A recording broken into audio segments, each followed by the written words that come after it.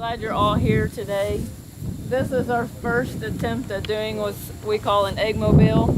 Our strategy is that we want to rotate our chickens to get them to fresh grass. People have asked me, will the chickens really graze in covers? And my answer to that is yes. At first it's a little intimidating to them, but you can tell when you stand or walk along beside there, the ones closest to the fence, there's more of the plants that grow up close to the ground. You can see that they haven't been there quite as much. Up in here you can see right through it, and they just walk through it with ease. And they also learn that it's shade and a lot of insects in there, so they love it. This was our first attempt at doing it, so we have changed a few things the second time around. This one over here, what he was talking about, that recycle trailer, that's our second attempt, and there's a lot more improvements made on that one. So if you want to come on in, this is all electric netting, and when we move our chickens, we always put it around where we've got them, because there's so many coyotes, so we wouldn't have to. So some of the features on this is an awning, so no matter what time of the day is it, they've got shade. And previous we had what's called a hoop house, and you'll see that clear at the other end, that they could get in for shade. But my brother-in-law, he built the nest boxes for us. The design being the chickens, when they lay the eggs will roll forward, so the eggs are right here to keep them clean, so they don't peck them and break them and things like that. And you'll have to come up around here a little bit, but we've got some feed in here, and their roost nest is at the back. Kind of the way we have this one designed is the roost, or the nesting, where they roost at night.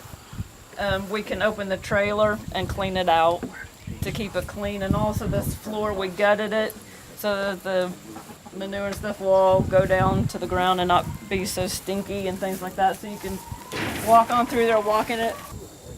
And the next egg mobile, I'll just tell you right now, so maybe you can look. Some of the differences that we have, the flooring, the spacing is a little bit farther apart in the other one, with the thinking that less cleaning. I do scrape these down each day just so they're cleaner. And then the other one, we've got a different style of nesting boxes.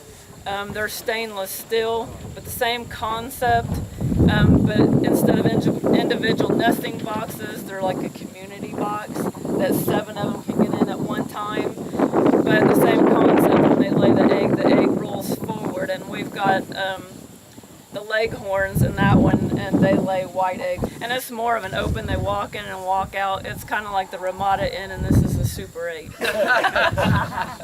In the 3 years that we've been doing this, we've lost 1 chicken. And that was because it was a rainy day. The routine wasn't normal. Normally we would have been out here working around, and I just happened to look out, and there was a coyote taking off with one of our chickens live. And I thought, how in the world did that thing get in there? So we went around and we walked around, and there was one area where the fence was just leaning a little bit, and they jumped it. So other than that, we haven't lost, knock on wood, haven't lost any chickens. One of the things you learn when you're doing this, you're not going to do everything perfect. And as you go along, you're able to think of things that you wish you would have done better, different. But with these, Darren was really busy in the field, and of course I am not going to build an egg mobile. I have no clue how to do that. That was his domain. So the chickens were getting ready to start laying eggs, but our egg mobile was not done yet. Well, the leghorns, they started laying eggs, so where did they go? The covers. So anyway, we've kind of got a problem here. We need to get them out on the grass to make them go into their egg nesting boxes. These older ones, they know, so it's not a problem. In the winter, we had that one last year, and we kept them in there, and we closed, you can see that plastic that's hanging on the end. We'll cover those up and put plywood across all your openings so you don't have snow blowing in. And my thinking was they're going to freeze to death. How can they stay warm? But it's pretty amazing. They do well at night. They'll bunch up on their roost together, and I thought, well, maybe if the snow's on the ground, don't let chickens out in it. You're better to let them go. Let them do their thing. They're pretty hardy, more than you think they are. What we'll do is we'll walk in between here. You can kind of see this cover crop here, I believe is like a 14 different species we have growing. And this is like really slick. When we got this, it was kind of a mistake, and that happens too. You have a mistake that turns out great. But we bought this trailer, but it's really slick because you have good ventilation, good shade coming in and out, and you can come on through here, but you can see their roosting is on the left side, their nest box are on the right side. And you can, as you walk through here, you can see different lanes. You can look down in here and you can see how they've ate in there. We can actually walk through there pretty much with ease. So you can see they're just out there working and picking and scratching. You have more lanes, it encourages them to walk into. This is pretty intimidating. Okay. But if you've got some lanes where you can make sure that they're not laying on the ground for one, but it also encourages them to get out and get in this. And once they do, they'll be out here the majority of the day. They don't go in their trailers, not very much, unless even if it's really hot, it's cooler in there. We want to protect the chickens, so when we do mow, this is about what you want. And then once they move them, it all grows up, your ground is still covered. And these nest boxes here, these we bought. That's kind of their little privacy fences, but when you go to collect the eggs, you just lift this up and all your eggs roll forward. And your white eggs are sparkling white. Do you like this more open floor? I do. Super easy to clean and the majority of it falls through.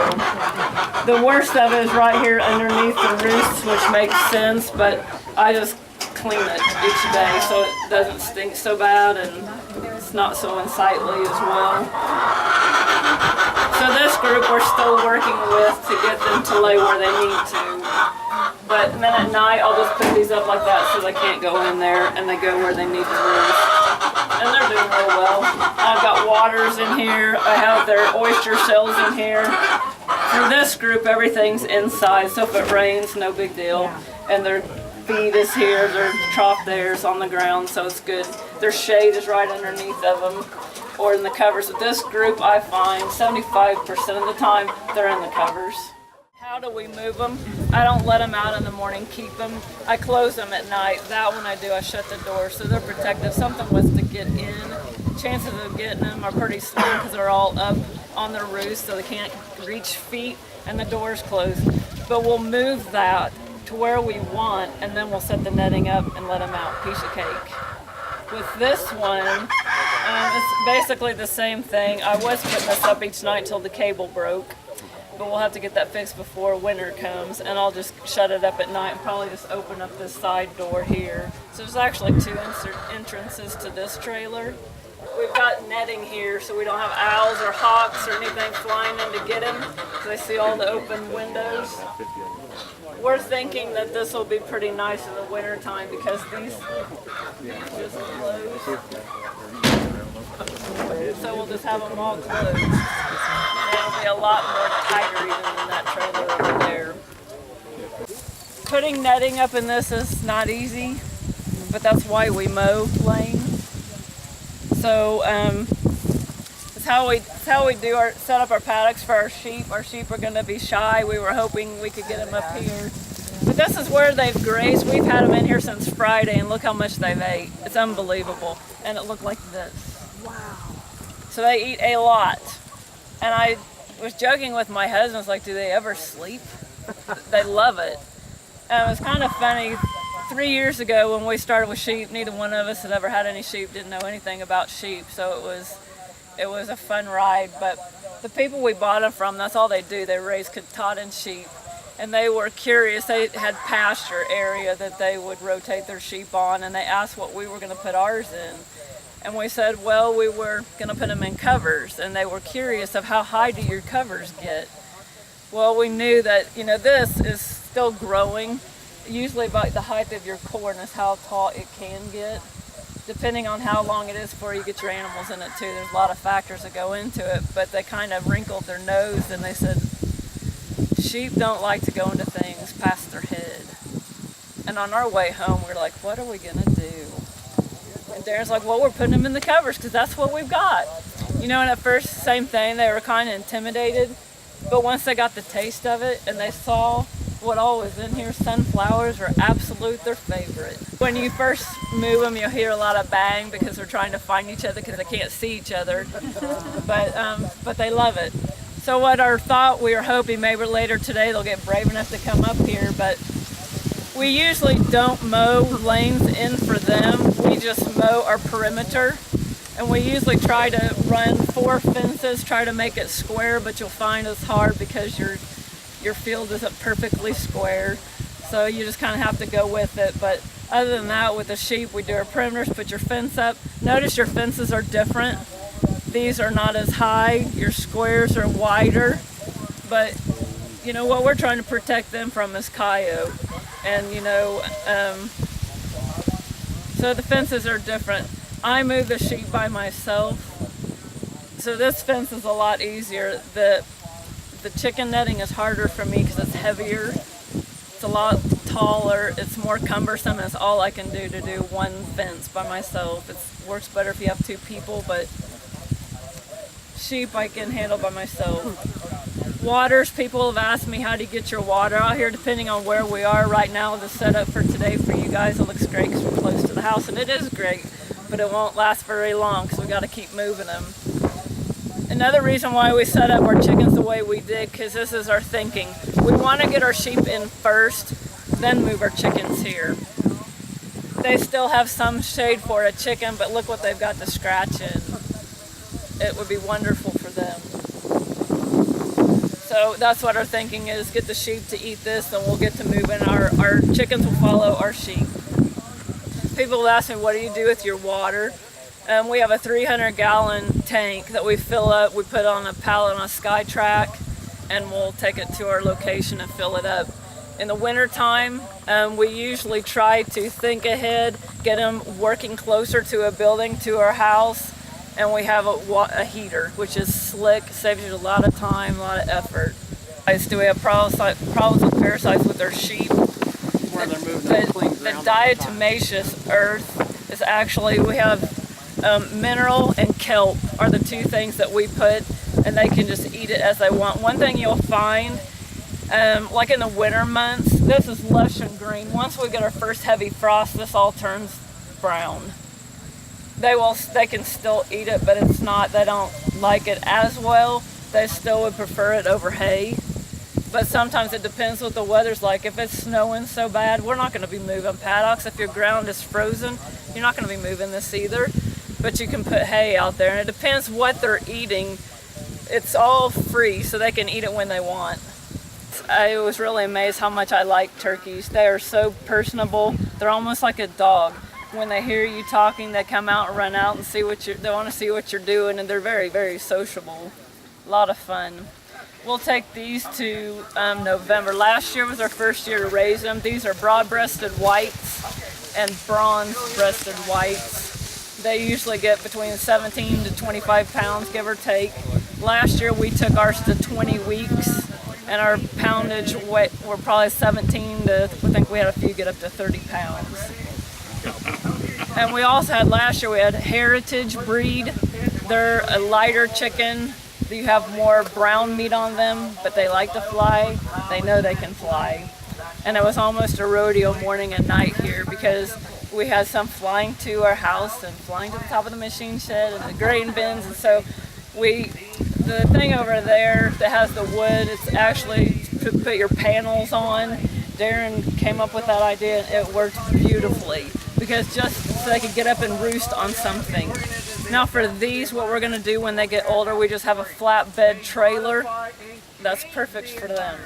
They'll all get up on the wagon at night, and that's where they roost. But that's about as much as they fly. They'll just get too heavy. But they're a lot of fun. These have only been outside. We took them from the brooder house, which is that tan building there. Kind of looks like a little playhouse. We moved them out here about a week ago. Turkeys are trickier raising from little ones because they've got the long necks, and you have to be really cautious to keep their body temperatures. The temperature they like is 90s, what we found. And so on days when it's 97, 100 out and you're about dying, and you go in to check the brooder box, you think, oh good grief, it is so hot. You can shut the heat lamps off. But I found don't judge it by how you feel, look at the birds. And if they're all sticking together like cotton balls, they're cold, you need to keep it warmer. You want them all spread out. Because what happens with the turkeys is they'll stick together like little cotton balls trying to keep warm while they lay their neck down. Another one comes up, they lay their neck down, and they kind of pile and they'll suffocate, and you can lose a lot really fast. So you want to make sure that they're warm and they're spread out. So about 90 degrees is what they like. Now, when we moved them out here, our nights have been getting pretty cool. So if you can see in the back, we've got some heat lamps hanging, and we turn the lights on at night. It helps encourage them. We also want them in at night for hawks, owls, and with these broad-breasted, they work with you pretty well. So you got to plan ahead. With us, we were wanting these for Thanksgiving birds. What we have found is past Thanksgiving and possibly Christmas, you hardly sell a turkey. It's just people have in their mind you don't eat turkey any other time, which isn't true. You can eat it all year round. But as far as the demand, Thanksgiving, you better be ready.